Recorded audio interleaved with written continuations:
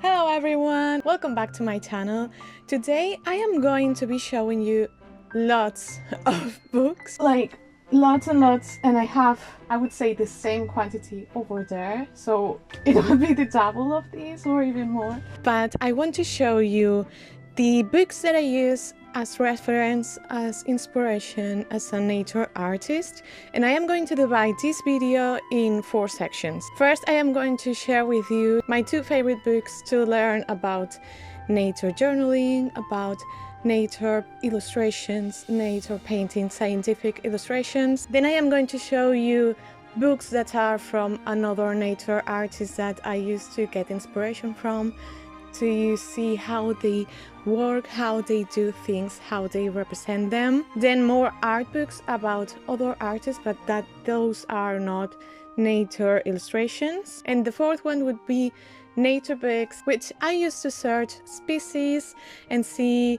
new species that I maybe don't know that are gorgeous, and to learn about nature. So let's begin with the 2 books that I have to learn illustration. The first book would be The Lost Guide to Nature Drawing and Journaling, which is from John Muir. If you know him, for me is my reference for nature journaling. You can learn with this book to do nature journaling. Also, he gives you some tricks, a lot of inspiration because he shares a lot of his nature journaling pages. He gives you ideas to add, the materials he uses, color theory, how to draw different kinds of species, for example birds, snakes, insects, different ideas to add, for example from maps, how to add observations, a lot of things. I think this is one of the best books about this thing from the ones that I have seen in the stores and in my public library, so I do really recommend it. But if you know another one similar to his book, leave it in the comments because I would love to get to know that book. Then we also have this one, which I think it's going to be published in English. I'm not sure about that, but I think so. And this one is in Spanish, but it's the Scientific Illustration Manual, and this again is such a good book. It was created by a scientific illustration academy here in Spain, and it's like a course about how to do scientific illustration but in a book. It's really detailed, it has a lot of tips, everything is really well explained. It's made by a lot of different scientific illustrators, and they have a lot of different examples of illustrations and from a lot of different scientific illustrators, so you can see different styles, how they do different things, and it covers the more technical part of scientific illustration, but it also teaches you how to work on different types of species, for example insects, paleo art, medical illustration, botanics, everything. And it's a really good one, so if you know Spanish, I really recommend you that, and keep an eye on that because I think they are going to publish it in English, and it's such a good book too. Now let's go to the nature artist books, and the first one that I am going to show you is what would be one of the first nature artists that I knew of and that I do really admire, which is Sibylla Merian. I have this book which shows you her art, and I think it's one of the first entomologist woman and also the first entomology illustrator or something like that. But what is really interesting about her is that she always paints the insect in its different stages and also in the flower or in the plant that it lives and that also it's from. So it's really interesting to see it because in one illustration you can learn a lot about that species in specific. So I don't know, I really love it. It's all watercolors, which is one of my favorite techniques and the one that I use more, and I don't know, I really love it, and it's really inspiring. And yeah, I really recommend you. I have this book, but I know there's a lot of them, and you can see her illustrations also in the internet. Another one which is really known to, it's Edith Holden, and I have this book which is The Country Diary of an Edwardian Lady, and it's her nature journal. She did entries every day, but she tells you which month it is and what she saw. She adds a lot of observations, but also poems. It's really, really beautiful. I love how she writes, but the illustrations are also amazing, really inspirational. I do really love it, how she did everything, it's like having her nature journal, and I do really love it. Also gorgeous and really beautiful. Then I have this one which I bought it in the Natural History Museum of London. I hope you can still buy it, and I think they were the ones that published it, and it's a naturalist in the Amazon, the journals and writings of Henry Walter Bates. And I love it because you can see his nature journal, and he was an explorer, I think, and in this book they explain you about his life and about his work, but also you can see a lot of his pages, a lot of his illustrations, and I love it. For me, it's really inspirational because it's such a dream to do nature journaling, to be a scientist as an explorer and traveling and learning about new species in different countries. I also love the writing. I love how people wrote in that time, and I don't know, I really love it. And for me, again, it's an inspiration to work on my nature journal. Then there's this type of books that are from Tachon. These ones in my country are 15 euros, which are not expensive, but they are big. And I have another one which is it's called Florilegium, which I have it up there. But this one is the Cabinet of Natural Curiosities, and it's from Alberto Seva. There's a lot of pages, and in every page you can see a scientific illustration, different like posters of different species. And I really like to see it, to see how they represented, how they worked on that time, different compositions. I don't know, I really love it. And to get to know different species which are weird or which I haven't seen. I don't know, I really love this kind of books, just to see the pages when I don't know what to do and to find new ideas. Also, always with the ideas, I never copy the things that I see in this book, but they always give me ideas to do with different things with my own illustrations. So for me, it's always good to just look at them, and almost always I get ideas to do different things, which I annotate them then in my notebook of future illustrations that I want to do. Then this one is more from today, which is this is also in Spanish. I'm going to put the image in English. This is a box that is full of cards, and these illustrations are from Holly Exley, which has a YouTube channel. I really love her work, and you can see how she does everything. But there are different cards, and in each of them you can see the tree, you can see the leaves, you can see all the parts of the tree, and then in the back she explains you a lot about it. And it's really fun to go to identify different trees in the wild, but also to get to know different trees, to see how she painted the trees, which are something that it's quite difficult sometimes. And I really love her style, her artwork. And there are a lot of artists that do this kind of materials that are not the typical book, which I really love to see how they did it and what they did, the ideas that they had. For me, it's something really fun and that inspires me a lot. Now we are going to move to the books that are from other artists, but that are not nature related. And the first one that I'm going to show you, it's something that may be a little bit weird, but it's the Arthur Spiderwick's Field Guide to the Fantastical World Around You. This book, yeah, it's from the Spiderwick series, from the books, from the TV show.